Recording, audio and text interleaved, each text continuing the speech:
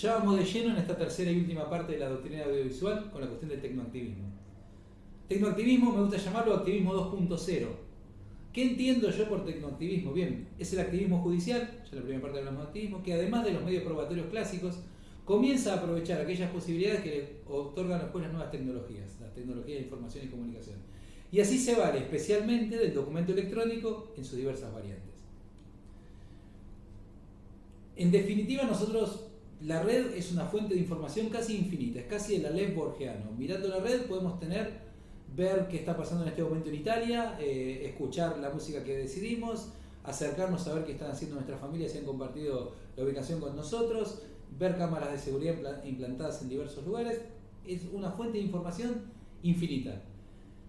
Y el juez tiene esa fuente de información a su disposición en toda esta construcción documental, en todo este entramado documental del que yo hablaba antes. En definitiva, la red es una colección casi infinita de documentos, volviendo a acudir a Borges, es casi el libro de arena en el cual podemos obtener información de lo más variada. Entonces, si conjugamos todo lo que dijimos hasta ahora, y el juez tiene el deber de buscar o de no renunciar a la verdad jurídica objetiva, podemos ponernos a pensar cómo el juez empieza a utilizar estos datos que fluyen por la red para, en algunos casos, utilizarlos al momento de dictar su sentencia. En verdad, y por eso ponía énfasis antes en que esto es prueba, que la prueba electrónica es prueba y el tecnoactivismo juega dentro del ámbito de la prueba electrónica, las reglas y principios son exactamente los mismos que rigen en materia probatoria clásica. Entonces el juez, por más tecnoactivista que sea, y por más que trabaje con la cuestión tecnológica, va a tener ciertos límites. ¿Cuáles van a ser sus límites? Moverse dentro del esquema que las partes hubieran planteado, y respetar a ultranza el derecho de defensa. El juez, una postura tecnoactivista puede servir para ir en búsqueda de nuevas fuentes de prueba. Antes la cuestión de la fuente de prueba quedaba más acotada, porque el juez no tenía todo este cúmulo de información a la que podía acceder con tanta sencillez. Ahora, esta cuestión se da. El juez puede acceder a un montón de información, alguna que será relevante, otra que no, para utilizar al momento de dictar su sentencia. ¿Tiene soporte normativo? Claro que sí. El artículo 36, inciso cuarto, recordemos que hablamos de mandar a agregar documentos que las partes de los terceros tuvieran en su poder. En realidad, el juez no va a mandar a agregar nada que estuviera en un sitio web. Simplemente se va a limitar a compulsarlo. El reconocimiento judicial, las posibilidades que hablan de los artículos 465 y 469, que expresamente dicen, puede el juez trabajar de oficio.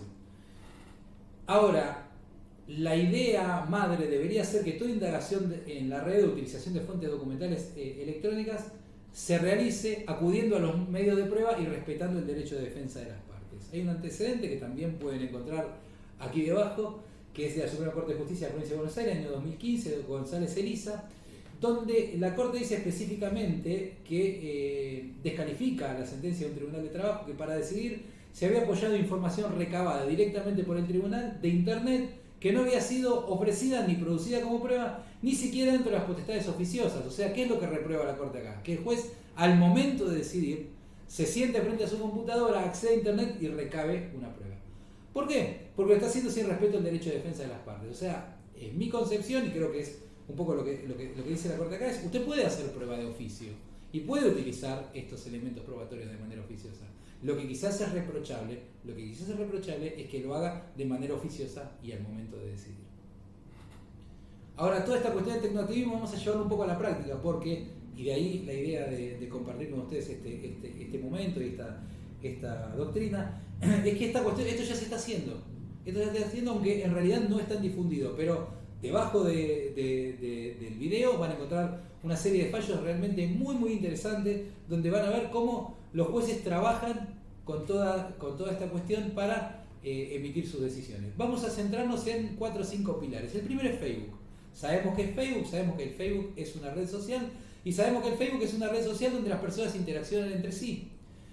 Sabemos también que cuando se trata de prueba testimonial, el vínculo entre los testigos y las partes puede ser una cuestión que influya, porque si el testigo conoce la parte de otro lugar, en cierto modo podría o no deformarse la información. En ciertos casos es lógico, por ejemplo, en un proceso de familia, que el testigo sea alguien que conoce las partes, pero en un accidente de tránsito quizás no sea lo ideal que el testigo sea un transeúnte que aleatoriamente caminaba por el lugar y resulta que es amigo de alguna de las partes. En definitiva, si el juez tiene el deber de apreciar al momento de decir las circunstancias y motivos que corroboren y disminuyan las declaraciones del testigo, artículo 456, en la relación entre las partes de los testigos puede ser una cuestión importante. Sabemos que el concepto de amistad en Facebook no es básicamente el mismo concepto de amistad en la vida real, en el mundo tangible. Digo, el mundo tangible por oposición. En realidad un amigo de Facebook quizá no sea un amigo en el estricto término de la palabra, un amigo íntimo, como nos dice el artículo 441, pero también es cierto que la existencia de un vínculo en Facebook revela por lo menos un contacto entre las partes. Después habrá que analizar cada caso en particular. Hay fallos que han dicho que, bueno, el hecho de que las partes sean presentes como amigos en Facebook no implicaría necesariamente que se desmerezca el producto testimonial. Vamos a ver ciertos casos, por ejemplo, Juzgado Civil 27, Nastri Pablo, todos esos fallos quedan debajo de esta doctrina. Relata el magistrado de primera instancia que accedió a Facebook y para su sorpresa encontró que el testigo y el actor tenían una relación de amistad en esa red social. En la cámara, porque también es importante tener en cuenta que esto no solamente fue en primera instancia, sino que también fue validado por la Cámara, compartió la postura del juez en el sentido de que se le restaba eficacia probatoria a este testigo por ser conocido de las partes y tener una relación plasmada en esta red social. Hay otro caso que es un poco más intenso todavía, Cámara Nacional Civil 17/11/2017, López Gilda, en el cual no solo sucede que el testigo y la parte tenían contacto, sino que además quien firmaba el certificado médico que la parte había traído para acreditar sus lesiones era la prima del actor y esas circunstancias contaban en esta red social. Con todo, hay algunos otros casos donde la jurisprudencia hace algún análisis interesante. Clemente Claudio contra Teta Mansi, Cámara Nacional Civil Sarajé. El juez de primera instancia había desmerecido al testigo porque era amigo del actor en Facebook, pero la Cámara hace una reflexión notable, que es decir, mire señor, que esta amistad en Facebook es posterior al hecho. Entonces, ¿qué puede haber acontecido? Que el testigo hubiera contactado a la parte y que a partir de ahí se diera esta relación que haya sido dada justamente por el contacto que ellos tuvieron con motivo del accidente. O sea, digo, no es concluyente esta situación. Lo que sí creo que es concluyente es que si el testigo desconoce esta relación con la parte y después, de alguna manera, el juez de oficio o incluso por las mismas partes, porque se puede hacer el incidente de idoneidad del 456 y ofrecer las capturas de Facebook, se demuestra que hay una relación anterior, hay comentarios de fotos y hay cuestiones que dan cuenta de una posibilidad de relación, sería una cuestión a tener muy en cuenta al momento de valorar el producto testimonial. Digo, no es concluyente que sean amigos, pero sí puede ser concluyente de determinadas situaciones que se den en este contexto y que antes era imposible de saber si la parte tenía una relación. Ahora, la existencia de Facebook o de otra red social, porque esto también puede suceder para Instagram o cualquier otra red social donde se constate además la autenticidad de las publicaciones y que la identidad digital que se presenta en esas dos cuentas coincide con la identidad real de estas dos personas, sería una cuestión en la cual por lo menos habría que dar unas explicaciones bastante importantes para determinar de dónde viene esta relación. Bueno, ahora vamos a hablar de Google Maps, que es otra cuestión en la cual los jueces han abrevado en muchas ocasiones. Sabemos que el artículo 475 del Código Procesal Civil y Comercial de la Nación habla de la posibilidad de que el juez de oficio mande la ejecución de planos, relevamientos, reproducciones fotográficas y demás. El juez podría mandar a hacerlo, pero acá hay una particularidad. Google Maps ya está hecho. Google Maps es un servicio de aplicación de mapas web que nos ofrece imágenes desplegables. Bueno, sabemos todos más o menos en qué consiste el servicio. En varios casos se ha usado Google Maps, por ejemplo, para medir distancias o, por ejemplo, incluso incrustando en las sentencias estos mapas. La jurisprudencia ha dicho, además, que el hecho de utilizar Google Maps en el sentido de disposición de las calles no violenta ninguna norma que tenga que ver con la facción de la prueba y demás, porque la disposición de las arterias es una circunstancia de público y notorio conocimiento. O sea, se ofrece un mapa que sería como básicamente utilizar lo que antes era una guía Filcar y se utiliza el mapa para ver disposición de calles, ver arterias, ver intersecciones y demás, y como ven en la sentencia de abajo, en algunos casos incluso se incrustan las imágenes en la sentencia. La otra variante es la posibilidad de utilizar Google Street View. Google Street View es una presentación de Google que proporciona panorámicas a nivel calle. Es una imagen 360 que permite después ir visualizando con un movimiento del mouse toda la visión periférica.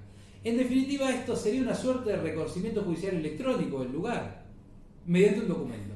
Porque no nos olvidemos que Google Street View, en definitiva, sigue siendo un documento. Hay un fallo de la Cámara Civil y Comercial de Morón que queda debajo, donde se analiza muy detenidamente las posibilidades y los usos de Google Street View y cómo puede servir en muchas ocasiones para hacer una utilización más eficiente de los recursos económicos, porque sin necesidad de irse trasladando hasta el lugar se puede dar la visualización de una zona o de determinadas cuestiones. Pero, como decía yo anteriormente, utilizar Google Street View es utilizar un documento. Y la incorporación de un documento no debería, incluso lo dice la Cámara en la sentencia, no debería darse en el momento mismo de la sentencia, sino que le debería permitir a las partes ejercer su defensa frente a esta situación. Hay muchos casos, y los dejo bajo la doctrina, donde se habla de la utilización de Google Street View. Por ejemplo, Juzgado Nacional Civil 3, Foschiati, habla que al costado izquierdo de la arteria donde aconteció el suceso existe un determinado sendero de césped y al costado derecho una banquina. O sea, vean cómo se trabaja con el Street View para ver las características del lugar. Otro caso, mismo juzgado, Elizalde Gonzalo, Juzgado Nacional Civil 3, y la sentencia fue confirmada por la Cámara Nacional Civil, la Sala L. En un caso más, se utilizó Juzgado Nacional Civil 14, Civil 1, se utilizó también Street View para constatar la existencia de los semáforos. Pero ¿qué es lo que reflexiona la Sala A de la Cámara Nacional Civil? Dice, miren, esa imagen que utilizó el juez no tenemos ninguna certeza de que se corresponda con la existente al momento del hecho, porque una cosa es ver la disposición de las arterias. El caso de la Cámara Civil de Morón, de la Sala Segunda, tiene que ver con la existencia o no de una rotonda, pero acá la existencia no de un semáforo. La arteria generalmente no varía, salvo que haya una obra grande. En cambio, un semáforo sí. Hay que tener en cuenta que las imágenes de Street View tienen un tiempo entre que se las extrae hasta que se las incluye en el sistema. Hay más casos. Cámara Nacional Civil, Sala M, Godoy César Ramón, donde valida la utilización para analizar las características de un lugar. En otro caso, Hermosilla Elizabeth, dice la Cámara directamente, Sala M, según puede verse por internet en la página del buscador Google Street View, ambas arterias son de doble mando y la encrucijada que ocurrió el siniestro no tiene semáforo. Como vemos, esta postura tecnoactivista que les vengo diciendo no es aislada, no es de un solo tribunal, ni siquiera solamente de los tribunales de primera instancia, sino que hay varias salas de la Cámara Civil, a la que estamos acostumbrados a litigar en el ámbito nacional, que lo utilizan. Cámara Nacional Civil, Sala G, es otro caso. Cámara Nacional Civil, Sala G, en un mapa interactivo de la zona es posible visualización online del lugar donde ocurrió el accidente, lo que permite tener una idea exacta de la situación. Fíjense cómo el juez, para evocar el lugar, utiliza un servicio informático que tiene disponible y accede a él para determinar el trasfondo de la cuestión.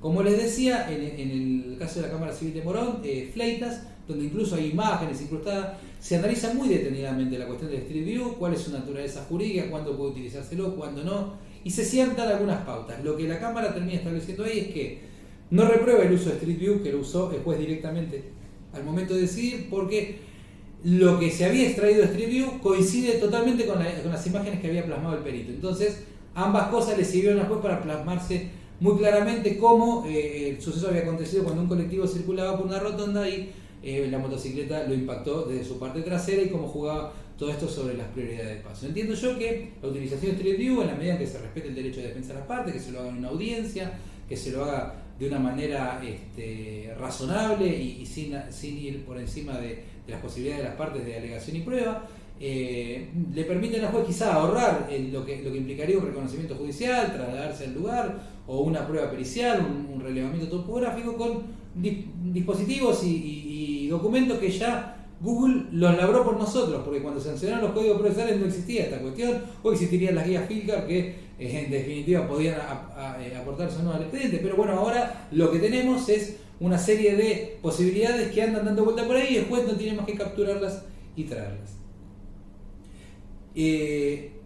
Otra posibilidad que se ha dado es la recolección de información en sitios de internet. Ya les decía anteriormente que la Suprema Corte de Justicia de la Provincia de Buenos Aires se había mostrado reacia en este sentido, pero lo cierto es que hay muchas ocasiones en las cuales el juez accede a sitios de internet y trae determinada información de ellos.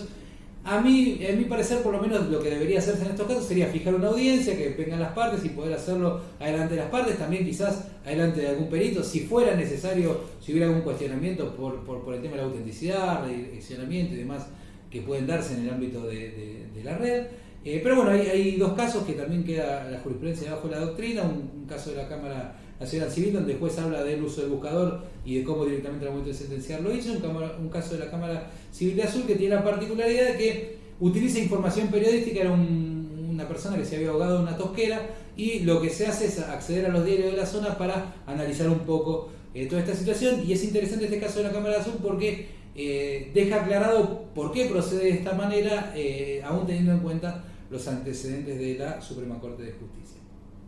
Con todo, un caso reciente que yo les comentaba, el caso Barbas, donde la Suprema Corte de Justicia quizás plantea algún reparo a la posibilidad de haber accedido oficiosamente si no hubiera mediado un ofrecimiento de parte al respecto. Pero entiendo yo que no es lo central del fallo y que en definitiva el juez siempre tiene a su cargo la posibilidad de dictar estas medidas de manera oficiosa, y en definitiva son documentos y no hay nada que impida su incorporación. Quiero cerrar ahora con dos posibilidades más, acerca de las cuales en lo personal no he encontrado fallos puntuales, pero creo que son dos cuestiones donde el tecnoactivismo puede actuar, donde el juez tiene muchas posibilidades de proceder oficiosamente y creo que serían interesantes. La primera es la cámara de seguridad. Digamos, si el juez supiera que en algún lugar donde aconteció determinado hecho hay cámaras de seguridad, podría oficiosamente, en la medida en que puede pedir la incorporación de documentos, en definitiva lo filmado por una cámara de seguridad son documentos, podría pedir oficiosamente que se incorpore o por lo menos se trate de determinar si la grabación que plasmó esa cámara está todavía disponible, porque no tenemos que olvidarnos que muchas veces el producto de las cámaras de seguridad se borra. Si esa información está todavía disponible y almacenada, y en el caso que esté almacenada, traerla al expediente. En realidad no solamente esta postura tecnoactivista iría en favor de la verdad jurídica objetiva, sino que iría también muy en favor de la economía procesal, porque nos evitaría un montón de pruebas si tuviéramos una cámara de seguridad que nos hubiera plasmado, por ejemplo, un momento de un accidente, o el momento de una extracción en un cajero, o el momento de una pelea callejera, o bueno, varias cuestiones que una cámara podría aportarnos. Y la segunda cuestión, y última, y con esto voy cerrando, es el tema de la geolocalización.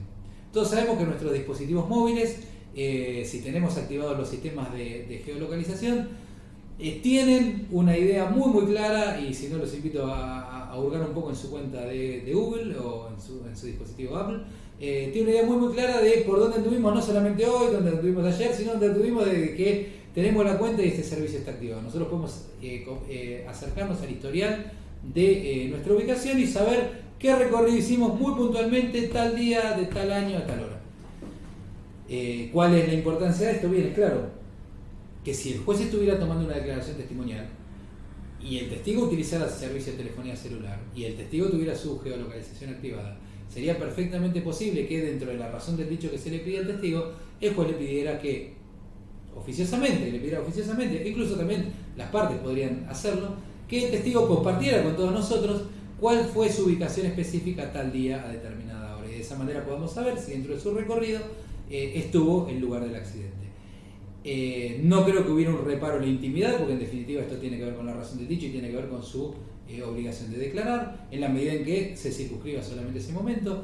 Es posible que el testigo nos diga que cambió de teléfono, que la ubicación de ese momento no estaba activada, perfecto, no habría ningún inconveniente en la medida en que pudiera exhibirlo. Si el testigo no lo hiciera, entiendo yo que incurriría en delito de desobediencia y estaría retaseando lo que el juez ordenó, y eso podría hacerlo el juez de oficio al momento de la audiencia. Ya fuera un poco del tecnoactivismo, tenemos que las partes también tendrían la posibilidad de, en el incidente del artículo 456, que nos habla de que las partes puedan alegar y probar en cuanto a la idoneidad de los testigos, de pedir al testigo que nos arrime su aparato de telefonía celular, incluso para una pericia, a fin de que corrobore su dicho de que determinado día, en determinado momento, estuvo en un lugar. Como les decía antes, esto nos va a ir mostrando cómo vamos saliendo de las fuentes personales, donde dependíamos solamente que una persona dijera, bueno, yo ese día estaba ahí, y no nos quedaba más que creerle a sus dichos, a uno de los frutos de este capitalismo de tecnovigilancia en el que vivimos, en el cual los dispositivos electrónicos saben muchísimo más de nosotros que muchas veces nosotros mismos, y puede servir en muchos casos para desacreditar a un testigo falso, como también puede servir para reforzar muy fuertemente la razón del dicho de un testigo si el testigo directamente le ofreciera al juez acreditar que ese día, esa hora estaba en ese lugar, porque le ofrece su aparato de telefonía celular y estamos en claro que no es una información fraudulenta y que en realidad es un aparato de telefonía celular que realmente utilizó. Lo mismo vale para las partes, cuando muchas veces está discutido si la parte estaba o no estaba dentro de determinado transporte público, si estaba o no estaba en determinado lugar, e incluso si en algún momento se desarrollara, no he visto que exista, pero también puede suceder, a qué velocidad el aparato de telefonía celular se venía moviendo en determinado momento, lo que nos arrojaría una prueba indiciaria muy fuerte para saber a qué velocidad un automotor se venía trasladando. Bueno, son estas las posibilidades de tecnoactivismo que yo he visto haciendo un poco de análisis de lo que se ha visto en jurisprudencia y lo que se viene pensando en los foros y en los ámbitos doctrinarios. Es todo cuanto tengo para ofrecerles hoy. Les agradezco mucho que me hayan acompañado el día de la fecha a lo largo de estas reflexiones.